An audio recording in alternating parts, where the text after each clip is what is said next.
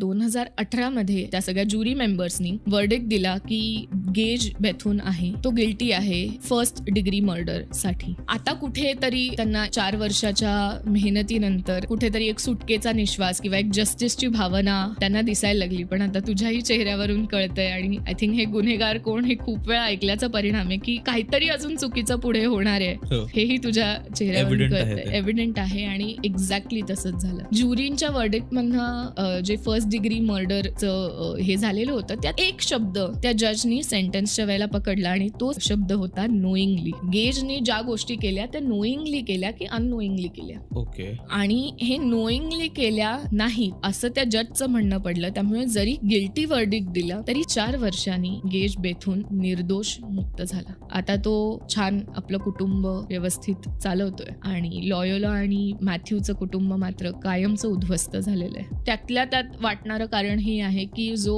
Perpetrator होता gauge हा white होता आणि ज्याच्या अगेन्स्ट हा गुन्हा घडलेला जो अक्युज्ड होता तो व्हाईट नव्हता आणि तो पर्सन ऑफ कलर म्हणतो तसं तो होता आणि त्यामुळे ह्या सगळ्या गोष्टी इतक्या प्रकरणात दाबण्यात आल्या. आपण इथे भारतात बसून जाती व्यवस्थेवर चर्चा करतो आणि बाहेरच्या देशांमध्ये सुद्धा जे आपल्याला फार प्रगत वाटतात तिकडे सुद्धा रंगावरणाचे जे अनेक शतकं जी काही हिंसा सुरू आहे ती आपण बघतोय. आपण आता भारतातनं पण गेलेले जे काही स्टुडंट्स आहेत तिथे त्यांच्यावरती ज्या पद्धतीनं हिंसा होते ते बघतो. सिकनिंग आहे हे खूप. आणि ज्या पद्धतीची वागणूक फक्त तुम्ही जसे दिसता याच्यावरनं ठरवली जाते आणि त्याच्यावरनं तुम्हाला न्याय मिळतो. आणि हे अमेरिकेसारख्या पुढारलेल्या देशात म्हणजे स्वतःला पुढारलेले म्हणवणाऱ्या देशात सुद्धा होतं. तर ते हे थोडं वाईट आहे. हे म्हणजे ते आपला जो कायम प्रिव्हिलेजचा जो मुद्दा आहे ना हा प्रिव्हिलेजच आहे. तुम्ही if you are not born with that privilege you have no right you can not claim that right of dignity justice which is